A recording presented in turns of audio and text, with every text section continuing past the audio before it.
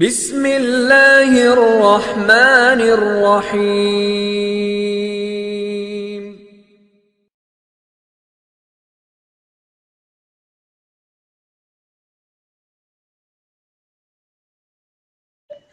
अस्सलामुअलैकुम everyone, I hope so कि आप लोग सब खैरियत से होंगे। आज से हमारा एक न्यू कोर्स स्टार्ट हो रहा है, that is psychotherapies. We will try our best कि इस 1 मंथ के कोर्स में हम मैक्सिमम थेरेपीज़ को कवर करें, उनकी टेक्निक्स को डिटेल में डिस्कस करें और हर टेक्निक या हर थेरेपी की जो स्पेसिफिक टेक्निक है उसके बारे में बताएं कि वो किस डिसऑर्डर में हम यूज़ कर सकते हैं। ठीक है, किस क्लाइंट को ट्रीट करने के लिए कौन सी थेरेपी यूज़ करेंगे बेसिकली। लास्ट टाइम मैंने डीएसएम का कोर्स आप लोगों को पढ़ाया था। आई होप सो कि डीएसएम के कोर्स में आप लोगों का डायग्नोस्टिक क्राइटेरिया आप लोगों को समझ आ गया होगा, आप लोगों की ग्रिप हो चुकी होगी कि हमने कैसे क्लाइंट को डायग्नोज करना है रिगार्डिंग द सिम्टम्स। ठीक है, जो भी प्रेजेंटिंग कंप्लेंट्स के साथ हमारे पास क्लाइंट आते हैं तो उनको हमने कैसे डायग्नोज करना है। अब जब हमारा डायग्नोसिस कंफर्म हो जाता है तो उसके साथ साथ हम टेस्टिंग भी कर रहे होते हैं क्लाइंट की, ताकि फ़र्दर हमें पता चल सके कि कौन सा लेवल ऑफ डिसऑर्डर मौजूद है क्लाइंट में। ठीक है, जिसमें हमारे पास माइल्ड मॉडरेट से लेवल आ जाता है। अब जब हमारे पास टेस्टिंग हो गई, सिम्टम्स के बाद हमारे पास डायग्नोस्टिक क्राइटेरिया आ गया, तो उसके बाद हम अपने क्लाइंट के लिए ट्रीटमेंट प्लान बनाते हैं। अब ट्रीटमेंट प्लान तब ही हम बना सकते हैं जब हमारे पास साइकोथेरेपीज़ का नॉलेज मौजूद होगा, जब हमें पता होगा कि किस किस्म की थेरेपीज़ हमारे पास मौजूद हैं और कौन सी थेरेपी की कौन सी टेक्निक हमने क्लाइंट पे अप्लाई करनी है। और being the therapist, being the counsellor, being the psychologist, being clinical psychologist, हमारे अंदर भी कौन कौन सी क्वालिटीज़ मौजूद होनी चाहिए। उसके लिए हम लोगों ने ये कोर्स स्टार्ट किया है साइकोथेरेपीज़, जिससे आपको पता चलेगा कि बीइंग अ साइकोलॉजिस्ट आपके पास कौन सी क्वालिटीज़ मौजूद होनी चाहिए, आपका और क्लाइंट का रिलेशनशिप कैसा होना चाहिए, आप अपने क्लाइंट की हिस्ट्री के अकॉर्डिंगली उसको कैसे उसके स्ट्रेसर्स को डायग्नोज करोगे और उनको ट्रीट कर सकोगे। ठीक है, तो अगर मैं साइकोथेरेपीज़ की बात करूँ तो हमारे पास डिफरेंट स्कूल ऑफ थॉट्स हैं। ठीक है, तो यहाँ पे मैं आप लोगों को बेटा ये चीज़ सजेस्ट करूँगी कि डिफरेंट स्कूल ऑफ थॉट्स का नॉलेज ज़रूर रखो। यू शुड नो कि कौन सी थेरेपी किस स्कूल ऑफ थॉट में आती है, उसको हम कैसे यूज़ कर सकते हैं, लेकिन किसी एक डोमेन को अपने लिए डिफ़ाइन भी कर लो। क्योंकि अगर मैं साइकोलॉजी की बात करूँ तो साइकोलॉजी की डोमेन्स बहुत ज़्यादा हैं। ठीक है, बहुत वाइड रेंज में हमारे पास डिसऑर्डर्स मौजूद हैं, मेंटल इश्यूज़ मौजूद हैं, लेकिन हमें as a psychologist, as a therapist किसी एक डोमेन पे काम करने की बहुत ज़्यादा ज़रूरत है। हमारी स्पेसिफिसिटी होनी चाहिए। ठीक है, यानी कि यूँ कह लो कि हमारी स्पेशलाइजेशन होनी चाहिए किसी एक फील्ड में। जैसे हमारे पास चाइल्ड थेरेपिस्ट मौजूद हैं, स्पीच थेरेपिस्ट हैं, एडिक्शन काउंसलर्स मौजूद हैं, हमारे पास रिलेशनशिप काउंसलर्स होते हैं।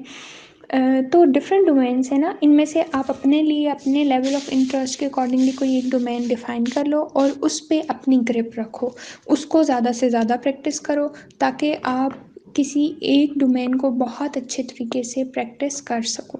उसके साथ साथ आपके पास दूसरे डोमेन्स के या दूसरे इश्यूज़ से रिलेटेड नॉलेज होना बहुत ज़रूरी है, ताकि आपको पता हो कि किस चीज़ को कैसे डील करना है, तो उसके लिए ज़रूर होना चाहिए, बट स्पेशलाइजेशन किसी एक फील्ड में होनी चाहिए। आई होप सो कि जैसे डीएसएम के कोर्स में आप लोगों का फीडबैक बहुत अच्छा आया था, आप लोगों को समझ आई थी चीज़ें बेसिकली, तो इस कोर्स में भी हमारा पर्पज़ एज ए टीम यही होगा कि हम आप लोगों को बहुत आसान अल्फाज में बहुत अच्छे से थेरेपीज़ समझाएं, ताकि आपकी ग्रिप थेरेपीज़ में हो सके। और कहीं पे भी कोई भी क्वेरी आती है, कोई भी क्वेश्चन है, कोई कन्फ्यूजन है, कोई टेक्निक नहीं समझ आ रही, कोई भी प्रॉब्लम हो रही है, तो आप लोग मुझसे पूछ सकते हो। I will try my best कि आपको एज सुन एज पॉसिबल मैं रिस्पॉन्ड कर सकूँ। उसके अलावा कोई भी आपने पॉजिटिव नेगेटिव किसी भी किस्म का फ़ीडबैक देना हो तो आप वो भी दे सकते हो, क्योंकि जो आप लोगों का फ़ीडबैक होता है वो भी बहुत हेल्प करता है टू डू द थिंग्स। तो लास्ट कोर्स से मुझे बहुत अच्छा फ़ीडबैक मिला, तो और बहुत अच्छा लगा कि हमने एज ए टीम जो काम किया है वो आप लोगों के बेनिफिट के लिए था, आप लोगों को बहुत उससे फ़ायदा हुआ है। Thank you so much for that feedback too. Okay बेटा, सबसे पहले हम काउंसलिंग को डिफ़ाइन कर लेते हैं कि काउंसलिंग बेसिकली क्या है। ये एक प्रोफ़ेशनल रिलेशनशिप है जो कि इंडिविजुअल्स, फैमिलीज़ और ग्रुप्स को हेल्प आउट करता है कि वो अपनी mental health, wellness, education, career goals को अकम्प्लिश कर सकें। ठीक? अब काउंसलिंग में बेसिकली क्या होता है कि it's a two way process. ठीक है? एक पर्पसफुल कन्वर्सेशन होती है between the counsellor and the client. जो क्लाइंट होता है वो अपनी फीलिंग्स, अपने इमोशंस को एक्सप्रेस करता है एंड काउंसलर हेल्प्स हिम और हर in a short time to identify those problems and to get the solution of that problem. ठीक है। अब जो काउंसलिंग होती है बेसिकली ये इसका पर्पस क्या होता है कि ये क्लाइंट्स को, जो भी इंडिविजुअल्स होते हैं, फैमिलीज होती हैं, ये ग्रुप्स होते हैं, उनमें कम्युनिकेशन स्किल्स को इंक्रीज कर सके, कोपिंग स्ट्रेटजीज उनमें डेवलप कर सके, उनके सेल्फ एस्टीम को स्ट्रेंथन करे और उनमें बिहेवियर और मेंटल हेल्थ चेंज को प्रमोट कर सके। ठीक है। और ये एक शॉर्ट टाइम प्रोसेस होता है जिसमें हम हेल्प आउट कर रहे होते हैं क्लाइंट्स को। और अगर हम काउंसलर्स की बात करें तो हमारे पास मैरिज काउंसलर्स हैं, रिलेशनशिप काउंसलर्स मौजूद हैं, एडिक्शन काउंसलर्स हैं। तो इस तरह से डिफरेंट डोमेन्स में हमारे पास डिफरेंट काउंसलर्स मौजूद हैं। Next term is psychotherapy. Psychotherapy basically क्या होती है? अगर हम साइकोथेरेपी को डिफ़ाइन करें तो it is basically a talk therapy, जिसमें आप बातों के ज़रिए जो प्रॉब्लम्स होती हैं क्लाइंट की अनकॉन्शियस लेवल पे एग्जिस्ट कर रही होती हैं उनको फाइंड आउट करते हो और उसको हेल्प आउट करते हो कि वो अपने मेंटल इलनेसेस से कोप अप कर सकें और इमोशनल डिफ़िकल्टीज जो हो रही हैं उनको इम्प्रूव कर सके। ठीक है। जो थेरेपिस्ट होता है या साइकोथेरेपिस्ट होता है वो बेसिकली एक प्रोफेशनल होता है जो कि लोगों को हेल्प आउट कर रहा होता है regarding to different mental health conditions, जिसमें स्ट्रेस आता है, डिप्रेशन होता है, एंजाइटी है, इंसोमिया है, एडिक्शन है और बहुत सारे डिसऑर्डर्स हैं जो कि हम डीएसएम में पढ़ते हैं। काउंसलर जो थेरेपिस्ट होता है वो बेसिकली क्लाइंट्स को हेल्प आउट कर रहा होता है कि वो अपने अनहेल्दी नेगेटिव बिलीव्स और बिहेवियर्स को आइडेंटिफाई करे और उनको पॉजिटिव और हेल्दी बिलीव्स और हेल्दी बिहेवियर से रिप्लेस कर सके। ठीक है। इसमें हमारे पास डिफरेंट किस्म की थेरेपीज आएंगी जो कि हम वन बाय वन पढ़ेंगे according to different school of thoughts. Next अब हम देख लेते हैं कि काउंसलिंग और साइकोथेरेपी में बेसिकली डिफरेंस क्या होता है। अगर हम काउंसलिंग की बात करें तो एक शॉर्ट टर्म कंसल्टेशन होती है जो कि एक सेशन तक महदूद होती है। ठीक है। एक सेशन में आप क्लाइंट को उसके प्रॉब्लम्स के अकॉर्डिंगली सॉल्यूशंस प्रोवाइड करते हो। अगर हम साइकोथेरेपी की बात करें तो it is a long term treatment. ठीक है। और इसमें जो सेशंस होते हैं एटलीस्ट 7 to 8 सेशंस होते हैं और फिर उसके बाद वेरी कर रहे होते हैं sessions according to the therapy and according to the situation of the client. ठीक। उसके बाद अगर हम काउंसलिंग को देखें तो काउंसलिंग बेसिकली प्रेजेंट इश्यूज़ को डील कर रही होती है जो कि कॉन्शियस लेवल पे इजीली रिजॉल्व हो सकते हैं, जबकि जो साइकोथेरेपी होती है मैंने पहले भी बताया कि अनकॉन्शियस लेवल पे जाके ट्रीट कर रही होती है जो आपका क्लाइंट होता है उसके प्रॉब्लम्स को। ठीक है। क्लाइंट की पूरी एक साइकोलॉजिकल हिस्ट्री देखी जाती है, बैकग्राउंड देखा जाता है, उसको एग्जामिन किया जाता है from the day he was born till now. ठीक है। तो उसके अकॉर्डिंगली उसको ट्रीट किया जाता है। अगर हम काउंसलिंग की बात करें तो वो बेसिकली जो काउंसलिंग का कंसर्न होता है वो इमीडिएट इश्यूज़ और इमीडिएट आउटकम से रिलेटेड होता है, जबकि जो साइकोथेरेपी होती है उसका फोकस होता है कि वो एक क्लाइंट को, एक इंडिविजुअल को हेल्प आउट कर सके कि वो अपनी लाइफ को बेटरली अंडरस्टैंड कर सके, रिफ्लेक्ट करें चीज़ों को, क्योंकि बेसिकली जो थेरेपिस्ट होता है ही plays the role of a mirror. ठीक है। तो जो क्लाइंट होता है वो खुद को रिफ्लेक्ट कर सकता है, यानी कि खुद को देख सकता है थेरेपिस्ट को सामने रखते हुए। अगर हम काउंसलिंग की बात करें तो काउंसलिंग बेसिकली जो हेल्प करती है क्लाइंट्स को, जो पावरफुल इमोशंस होते हैं जिसमें ग्रीफ हो गया, एंगर हो गया, जो इमीडिएट कॉजेज ऑफ स्ट्रेस या एंजाइटी होते हैं, या फिर कोई भी पर्सनल डिसीजंस हो गए, प्रोफेशनल डिसीजंस हो गए, रिलेशनशिप्स में कोई कॉन्फ्लिक्ट आ गया, या फिर कम्युनिकेशन स्किल्स को बेटर करना हो, कम्युनिकेशन प्रॉब्लम्स आ रही हैं, इंटरपर्सनल रिलेशनशिप्स में इश्यूज़ आ रहे हैं, कोई अनप्रोडक्टिव थॉट्स हैं या कोई बिहेवियर्स हैं जो डेली बेसिस पे इफ़ेक्ट कर रहे हैं, तो उन सब चीज़ों को डील करने के लिए हम काउंसलिंग के प्रोसीजर से गुजरते हैं। ठीक है, एक काउंसलर बेटरली इन सब चीज़ों को हेल्प आउट कर सकता है किसी भी क्लाइंट की। अब अगर हम साइकोथेरेपी की बात करें तो साइकोथेरेपी जो होती है वो बेसिकली एक लॉन्ग टर्म प्रोसेस है, जैसे मैंने बताया। और ये जो एक इंसान होता है, एक इंडिविजुअल है, क्लाइंट है, उसके लॉन्ग टर्म एटीट्यूड्स, थॉट्स और बिहेवियर्स पे काम कर रही होती है, जो कि उसकी लाइफ की क्वालिटी को, उसके रिलेशनशिप की क्वालिटी को इफ़ेक्ट कर रहे होते हैं। ठीक, जो साइकोथेरेपी होती है बेसिकली ये जो प्रॉब्लम का रूट कॉज होता है उसको अनकवर करती है, यानी कि बहुत डेप्थ में जाके काम कर रही होती है।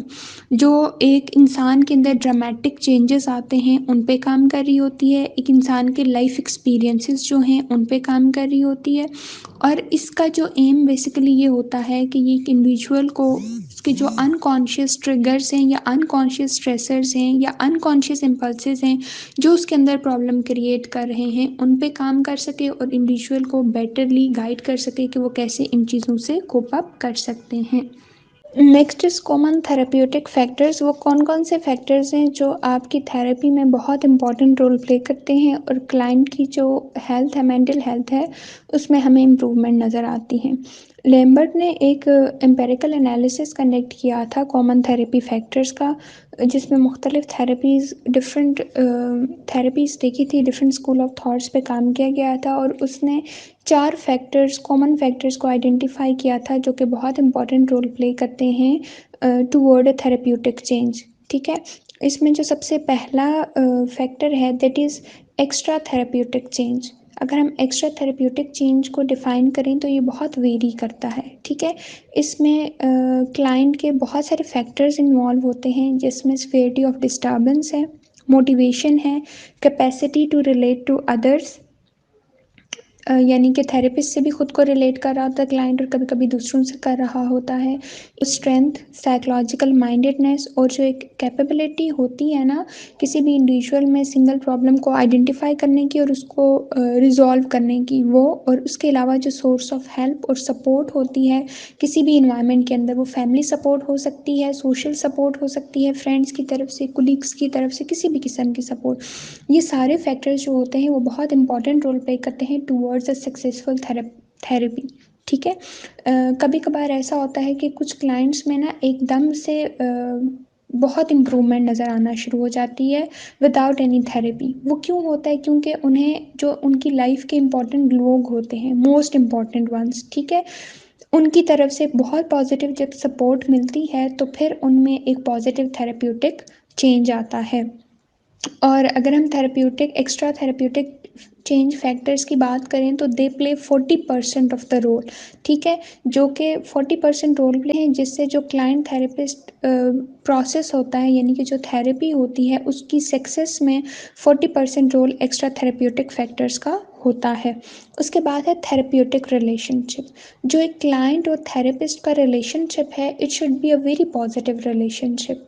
ठीक है, रॉजर्स ने डिफ़ाइन किया था कि क्लाइंट और थेरेपिस्ट का जो रिलेशनशिप है उसमें 3 कंडीशंस होनी चाहिए। अनकंडीशनल पॉजिटिव रिगार्ड होना चाहिए, एम्पैथी होनी चाहिए और कॉन्ग्रुएंस यानी कि जेन्युइनिटी होनी चाहिए, ज़रूरी है। तो अगर ये तीनों एलिमेंट आपके थेरेप्यूटिक प्रोसेस में मौजूद हैं तो आपका रिलेशनशिप क्लाइंट के साथ पॉजिटिव है, तो फिर जो आपका थेरेपी आउटकम्स हैं वो बहुत पॉजिटिव आते हैं और ये 30% रोल थेरेप्यूटिक रिलेशनशिप क्रिएट करता है। कभी कभी ऐसा होता है कि हम थेरेपी की कोई टेक्निक नहीं उस तरह से अप्लाई कर रहे होते, लेकिन फिर भी हमें अपने क्लाइंट में एक चेंज नज़र आ रहा होता है ना। तो बाज़ वक़्त क्लाइंट्स को ट्रीट करने में हम भी परेशान हो जाते हैं कि हमने अभी थेरेपी नहीं अप्लाई की तो ये चेंज कैसे आ गया। तो अगर उस चीज़ को देखें तो वो इसलिए भी चेंज आ रहा होता है because you have the positive relationship, a very strong relationship with the client. उसको लग रहा होता है कि आप उसे सुन रहे हो, उसको फ़ील हो रहा होता है कि आप उसे एक अनकंडीशनल पॉजिटिव रिगार्ड दे रहे हो और आप जेन्युइनली उसको डील कर रहे हो। तो जब ये वाली चीज़ें आपके अंदर एज अ थेरेपिस्ट मौजूद होंगी तो फिर डेफिनेटली जो थेरेपी आउटकम है उसमें आपको पॉजिटिव चेंज नज़र आएगा। Next is expectancy. एक्सपेक्टेंसी को अगर हम दूसरे अल्फाज में डिफ़ाइन करें तो ये प्लेसिबो इफ़ेक्ट भी है। यानी कि अगर किसी भी ट्रीटमेंट प्लान के बगैर आप अपने क्लाइंट को कैसे बेहतर कर सकते हो, by inducing hope into him और हर। ठीक है, एक्सपेक्टेंसी को हम दूसरा नाम दे सकते हैं होप का। इसको अगर हम बेटरली डिफाइन कर सकें तो कोई वर्ड अगर हमें मिल सकता है तो दैट इज़ होप। जब आप होप इनकलकेट करते हो अपने क्लाइंट के अंदर, उसको मोटिवेट करते हो, तो भी आपको थेरेपी के आउटकम्स में बहुत पॉजिटिव चेंजेस नज़र आते हैं। And expectancy plays 15% role in a therapy outcome. ठीक है, इसकी वजह से 15% आपको इम्प्रूवमेंट नज़र आती है। अब इन सब चीज़ों के साथ साथ टेक्निक्स अप्लाई करना भी बहुत ज़रूरी है। Without techniques you can't deal a client in a therapeutic session. ठीक है, तो अब जो आपके पास डिफरेंट काइंड ऑफ थेरेपीज़ हैं, उनमें से जो आपके क्लाइंट के प्रॉब्लम के अकॉर्डिंगली थेरेपी आपको लगती है, आप वो टेक्निक, उस थेरेपी की स्पेसिफिक टेक्निक आप अप्लाई करोगे और उस टेक्निक से फिर आपको 15% ट्रीटमेंट आउटकम्स नज़र आते हैं। So these 4 factors play an important role in the outcome of any therapy. ठीक है, एनी थेरेप्यूटिक रिलेशनशिप, या यूँ कह लो कि एनी साइकोथेरेपी का जो प्रोसेस है उसमें ये 4 फैक्टर्स बहुत इंपॉर्टेंट रोल प्ले करते हैं। अगर ये 4 फैक्टर्स मौजूद हैं तो फिर जो आपके क्लाइंट के अंदर इम्प्रूवमेंट है regarding to his mental issues, वो बहुत ज़्यादा बेहतर आपको नज़र आएंगी। मेंटल इश्यूज़ उसके आहिस्ता आहिस्ता कम हो जाएंगे। Next is ethical essentials. तो बीइंग अ साइकोलॉजिस्ट हमें एथिक्स का ख्याल रखना बहुत ज़रूरी होता है। ना सिर्फ साइकोलॉजी में बल्कि आप किसी भी फील्ड में काम कर रहे हो, किसी भी प्रोफेशन में काम कर रहे हो, तो वहाँ पे एथिक्स को मेंटेन रखना बहुत ज़रूरी होता है। बेसिकली जो आपका प्रोफेशनल नॉलेज होता है, प्रोफेशनल बाउंड्रीज होती हैं, उनको एथिक्स डिफ़ाइन कर रहे होते हैं। एंड यू शुड नो कि आपकी प्रोफेशनल बाउंड्री क्या है। तो जब आपका क्लाइंट के साथ एक थेरेप्यूटिक रिलेशनशिप है तो वहाँ पे आपको एक प्रोफेशनल रिलेशनशिप मेंटेन करना ज़रूरी होता है। एंड यू शुड नो कि आपको बाउंड्री मेंटेन करना बहुत ज़रूरी है। ठीक है, अच्छा, सबसे पहले अगर हम एथिकल एसेंशियल्स की बात करें तो कॉन्फिडेंशियलिटी का बेसिकली मतलब होता है कि जो आपका क्लाइंट होता है वो थेरेपी के लिए आया है तो वो आप पे ट्रस्ट करता है। ठीक है, तो आप पे ये फ़र्ज़ बनता है कि आप उसके ट्रस्ट को ना तोड़ें, उसकी बातों को अपने पास सीक्रेट के तौर पे रखें। ठीक है, उसको एक्सपोज ना करें दूसरों के सामने, और उसकी इंफॉर्मेशन को उसके ख़िलाफ़ मिसयूज़ भी ना करें। क्योंकि अगर उसने यही बातें किसी और पे करनी होती, ट्रस्ट होता, तो वो किसी से भी डिस्कस कर सकता था ना। ही और शी हैज़ कम, वो इतना हौसला करके, इतनी हिम्मत करके आपके पास आया है कि आप उसकी कॉन्फिडेंशियलिटी को मेंटेन रखोगे, आप पे उसका ट्रस्ट बिल्ड हुआ है। तो confidentiality is the most important thing. और ना सिर्फ as a therapist, as a human being भी बेटा try to maintain the confidentiality. ठीक है, it's the most important trait of a counsellor, of a psychologist, of a therapist. और आप अपने क्लाइंट को एक ऐसा सेफ एनवायरनमेंट प्रोड्यूस करो जहाँ पे उसको लगे कि उसकी इंफॉर्मेशन डिस्क्लोज नहीं होगी, ताकि वो कॉन्फिडेंटली, क्लियरली आपके सामने अपने सारे इश्यूज़ को रख सके और आप बेटरली उसको काउंसल कर सको, उसको सॉल्यूशंस दे सको रिगार्डिंग टू द प्रॉब्लम्स। अब कॉन्फिडेंशियलिटी में ये भी होता है कि जहाँ पे आप अपने क्लाइंट का सेशन ले रहे हो वहाँ पे आप कैमरास और ये चीज़ें भी नहीं होनी चाहिए, उसके बातों को रिकॉर्ड भी ना करो। ये चीज़ें भी सारी, इन चीज़ों का भी आपका ने ख्याल रखना बहुत ज़रूरी होता है। ठीक है, कोई भी रिकॉर्डिंग्स नहीं होनी चाहिए, कोई भी कैमरास वगैरह वहाँ पे सेट नहीं होने चाहिए। अच्छा, फिर उसके बाद है मल्टीपल रोल्स। जब आप काउंसलर हो तो you should have the power in your hand, यानी कि जो आपका क्लाइंट है वो, उसको हेल्प चाहिए, उसको एक ज़रूरत है रिगार्डिंग हिज और हर इशू। ठीक है, उसके लिए आपके पास आया है, तो you should be the, you are the one who is having the authority, who is having the knowledge about the thing. ठीक है, तो बेसिकली जो प्रोफेशनल होता है वो कॉन्शियसली या अनकॉन्शियसली पावर की पोजीशन में होता है और वो इस चीज़ को यूज़ कर रहा होता है। जबकि आप इसके लिए पर्सनल गेन्स के लिए आप इस पावर को यूज़ करने की ज़रूरत नहीं है। उसके अलावा जो काउंसलिंग है, मैं मोस्टली अपने स्टूडेंट्स को यही बता रही होती हूँ यूजुअली भी जब डिस्कशन होती है कि काउंसलिंग आप अपने फैमिली रिलेशनशिप्स में, आप अपने फ्रेंड्स को, अपने बॉसेस को काउंसलिंग या थेरेपीज़ नहीं प्रोड्यूस कर सकते हो, नहीं प्रोवाइड कर सकते हो, सॉरी। क्योंकि जो आपके फ्रेंड्स होते हैं या आपके एम्प्लॉयज़ होते हैं या आपके बॉसेस होते हैं, they know the most of the aspects of your personality. तो जब वहाँ पे आप उनको थेरेपी दे रहे होते हो तो बहुत सारी चीज़ें वो आपके बारे में, आपकी वीकनेसेस भी जानते होते हैं, आपकी स्ट्रेंथ्स भी जानते होते हैं। तो ये जो थेरेप्यूटिक प्रोसेस है ये फिर वहाँ पे इतना इफ़ेक्टिव नहीं होता। आप अपने एक बात याद रखिएगा बेटा, you can't apply psychology on your near and dear ones. उन पे कभी भी अप्लाई नहीं करनी, ठीक है। हर जगह की कुछ ना कुछ लिमिटेशंस होती हैं तो उनको रखें। अपने प्रोफेशनल रिलेशनशिप को और अपने पर्सनल रिलेशनशिप में एक डिफरेंस रखा करें। और थेरेपी वहाँ पे आप बहुत अच्छे दे सकते हो जहाँ पे आप अपने क्लाइंट को नहीं जानते होते या आपका क्लाइंट आपको नहीं जानता होता। तो इन सब एथिक्स का ख्याल रखना बहुत ज़्यादा ज़रूरी है। इसके बाद इन्फॉर्म्ड कॉन्सेंट, यानी कि जो भी थेरेपी आप अपने क्लाइंट पे अप्लाई कर रहे हो, आपको अपने क्लाइंट को उसके बारे में नॉलेज देना बहुत ज़रूरी है। उसको पता होना बहुत ज़रूरी है कि आप कौन सी थेरेपी अप्लाई करोगे, किस तरीके से अप्लाई करोगे, ताकि उसकी कंफर्मिटी हो जाए कि ही और she is agreed about that process, ठीक है। जैसे हिप्नोसिस की मैं बात करूँ तो बहुत सारे क्लाइंट्स ऑपोजिट जेंडर में बहुत सारे इश्यूज आ जाते हैं तो वो रेडी नहीं होते, तो फिर वो आपका हिप्नोसिस उस तरह से वर्क भी नहीं करता। तो ये जितने भी एथिकल इश्यूज हैं इनका एथिक्स का ख्याल रखना बहुत ज़रूरी है। बीइंग द ह्यूमन बींग्स भी ज़रूरी है, बीइंग द थेरेपिस्ट फिर आप पे डबल रिस्पॉन्सिबिलिटी आ जाती है। सो बेटा this is all about today's lecture. I hope so कि आप लोगों को अंडरस्टैंडिंग हुई होगी चीज़ों की जो मैंने टॉपिक्स आज कवर किए हैं। फिर भी अगर आप लोगों को कोई कन्फ्यूजन है, इससे रिलेटेड कोई भी क्वेश्चन आप लोग पूछना चाहते हैं मुझसे, तो आप ग्रुप में मुझसे पूछ सकते हैं। एंड बेटा बी प्रोफेशनल, ठीक है, ट्राई टू बी प्रोफेशनल, क्योंकि जो जैसा आप प्रैक्टिस करते हो आप वैसे ही बनना शुरू हो जाते हो। तो be positive, be professional about the things and be serious about the things, क्योंकि अनफॉर्चुनेटली हमारे यहाँ स्टूडेंट्स सीरियस नहीं लेते चीज़ों को।